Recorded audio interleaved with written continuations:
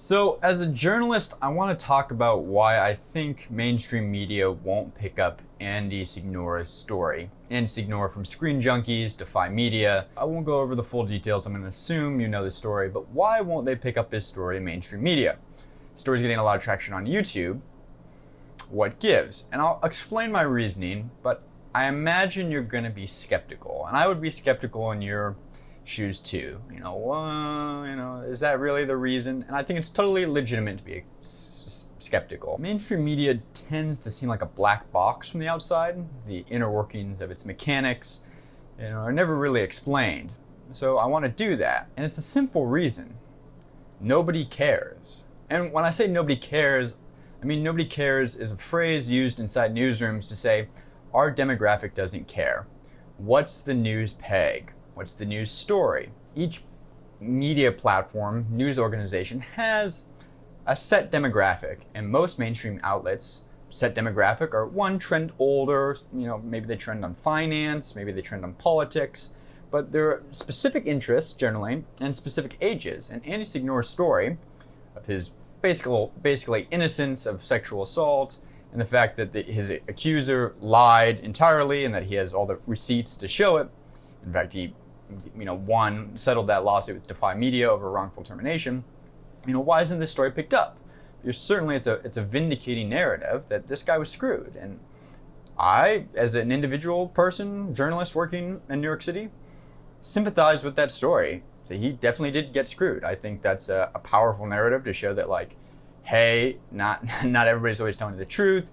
Look at all the deleterious effects it had on his life. Why aren't the New York Times picking it up, or BuzzFeed or Huffington Post or Vice, when they picked up his initial story when he was getting axed from Defy Media and all the accusations were coming out? Why do they have no problem running his stories then? But now, when the dust has settled, the fog of war has cleared, and it turns out maybe there were more innocent bystanders like himself than at first thought, why isn't there follow-up? And there's no follow-up because nobody cares.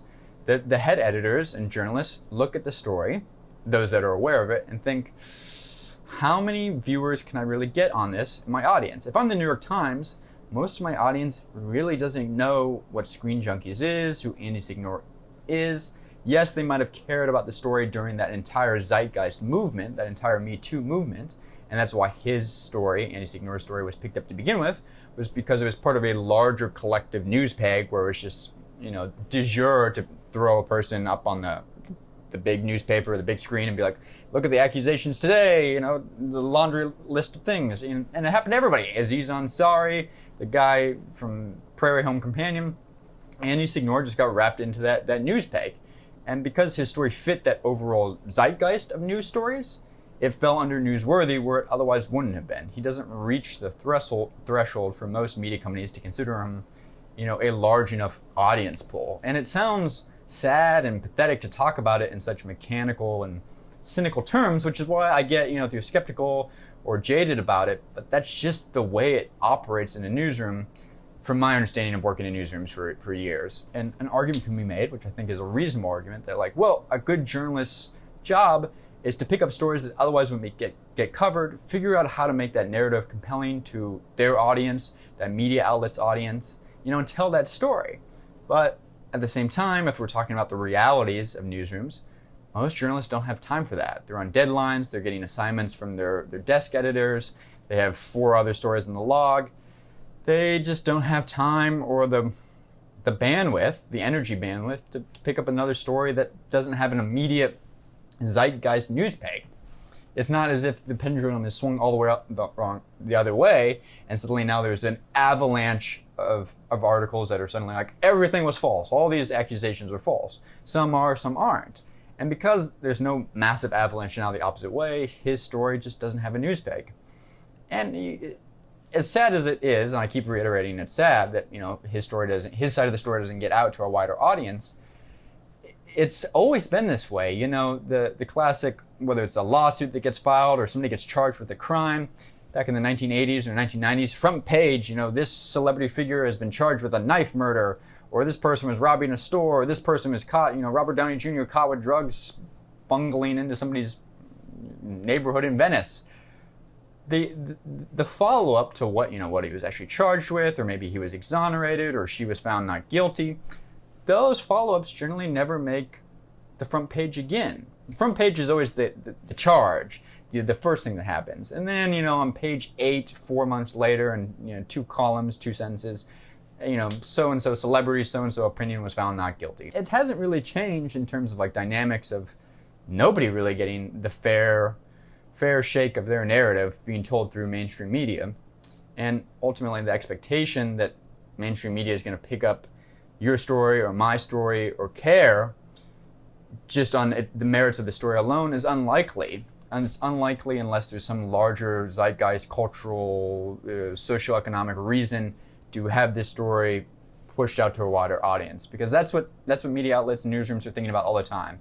Thinking about, does Andy Signore's story, how can we, is he a big enough name that it would appeal to our audience? Our audience is mainly financial investors and bankers, or our audience are mainly DC politicians and lobbyists, or our audience is mainly,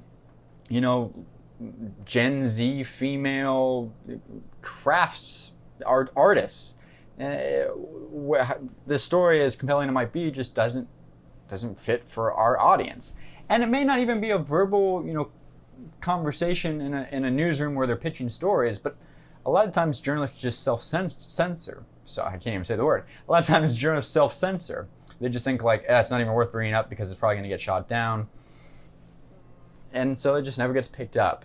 And I just want to take the time to explain, hopefully make that black box of how decisions in mainstream media get made a little more transparent. Because when it's a black box and mainstream media does a poor job of being transparent in the way it operates, the way it decides stories, the way it runs with stories, that's how conspiracies start happening, and people start thinking oh, it's a liberal conspiracy, or it's a conservative conspiracy to silence this voice or silence that voice. And really it's a lot more, banal. And there's evil and banality. There's the quote, all it takes for, evil to succeed or for great men to do nothing, great men or women to do nothing. And there's something to be said for that. For every time a media outlet doesn't pick up a story that's narrative is true and noble and worth telling because they don't feel like it can have an audience, or they don't feel like it can monetize it, maybe some karmic retribution will happen in the long term. I don't know. All I can do is explain, hopefully to you, the viewer, why in my eyes the Andy Signore story just doesn't get picked up, and why it most likely won't get picked up, not in the way his initial accusations were picked up. Even despite all the damning evidence that he's totally innocent, at least of the more crimes of gravity that he was accused of. If you found this interesting, moderately insightful, like, subscribe. Thanks for watching, guys. See you tomorrow. Bye.